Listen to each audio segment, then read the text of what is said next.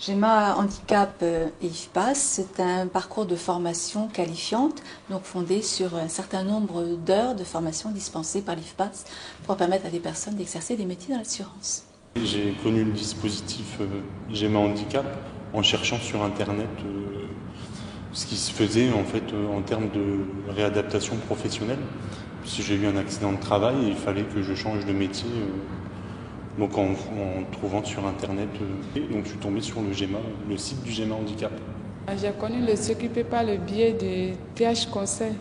Moi, je l'ai découvert parce que j'étais en emploi aidé, on va dire, au Pôle emploi. Ma conseillère m'a parlé de ce dispositif et donc j'ai postulé. GEMA Handicap 1, c'était un cursus de formation qui était destiné à l'ensemble des apprenants. GEMA Handicap 2, c'est un cursus de formation tronc commun avec l'ensemble des participants et 3 filières métiers pour s'adapter aux besoins de chaque stagiaire et de chaque entreprise. Donc il y a une réelle politique du groupe de vouloir effectivement intégrer une personne, de part parce qu'on avait un besoin dans le service d'intégrer une nouvelle personne, que la proposition du GEMA Handicap est arrivée au bon moment et que c'était une solution qui a plu au groupe. Donc on a accueilli avec plaisir Alexandre au sein du service dès le début de la formation. J'avais choisi au début la banque et j'étais plus axé sur la banque puisqu'on parle plus de banque dans les recrutements. Je pensais plus facile de rentrer dans une banque que dans une assurance. Et je me suis dit pourquoi pas, puisque ça rejoint un peu la même chose en finalité en termes de conseil clientèle. L'expérience avec GEMA Handicap a été initiée par notre responsable ressources humaines, tout simplement. Et comme on avait l'ouverture d'un centre de contact à la MAPA, donc elle a décidé effectivement d'intégrer quelqu'un au niveau de notre centre de contact. Ça m'a apporté beaucoup de choses. J'ai plus de confiance en moi. Et puis j'ai des compétences que je n'avais pas avant. Et actuellement, je suis libre sur mon poste. Je ne m'inquiète pas trop au niveau des tâches qu'on me donne. Cette formation m'a apporté tout ce qui était technique de vente, où j'ai pu apprendre à vendre un produit. Pour moi, j'ai appris un nouveau métier de A à Z, puisque c'est vrai que je connaissais pas du tout le monde de l'assurance. J'y avais pas mis les pieds, on va dire, avant ce dispositif. Pour que Maud se sente un petit peu sécurisée, Sandrine, au début, écoutait les conversations et avait la possibilité de reprendre la main sur les conversations si jamais elle voyait que Maud était un peu en difficulté. Donc il y avait ça aussi, ce qui rassurait aussi Maud. Parce que du coup, elle se présentait au début dans la conversation en disant qu'elle était en période de formation. Donc déjà, ça calme un petit peu les gens, ils sont aussi un petit peu plus à l'écoute de leur côté.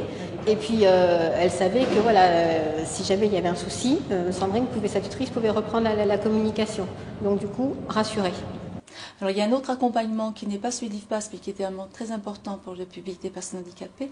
C'est celui qui est fait par un consultant du cabinet TH Conseil, qui est là un petit peu pour faciliter les relations, surtout au départ, et déterminer les compensations nécessaires pour la personne handicapée à son poste de travail.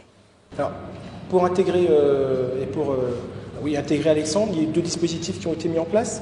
Le premier, c'était un dispositif, on va dire, de proximité avec un tuteur qui a aidé Alexandre à s'intégrer dans le service, qui lui a montré la façon de faire, la façon de travailler, la façon dont on pouvait lui apporter des éléments de travail. Et ensuite, on a eu, un dispositif un petit peu plus éloigné qui correspondait au manager, et qui a permis de vérifier sur le long terme que l'intégration d'Alexandre se faisait parfaitement bien au sein du service.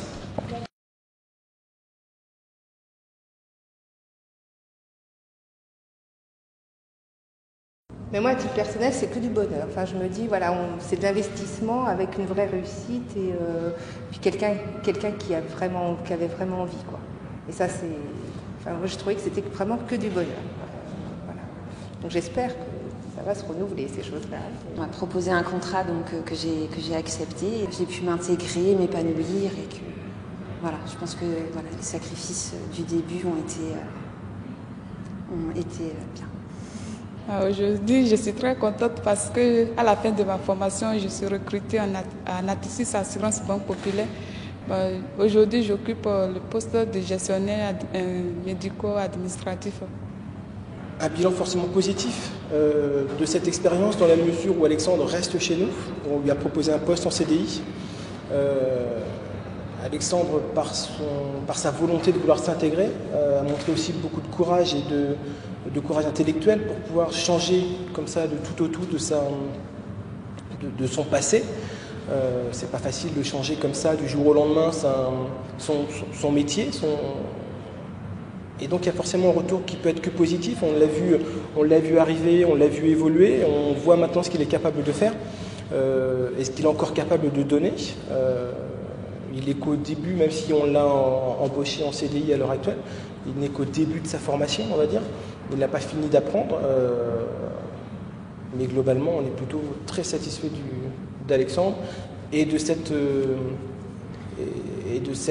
forme d'intégration grâce à GMA Handicap.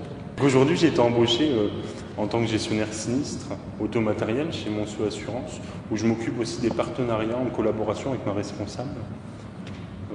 Les partenariats garage agréé, tout ce qui va avec la gestion des sinistres automatériels.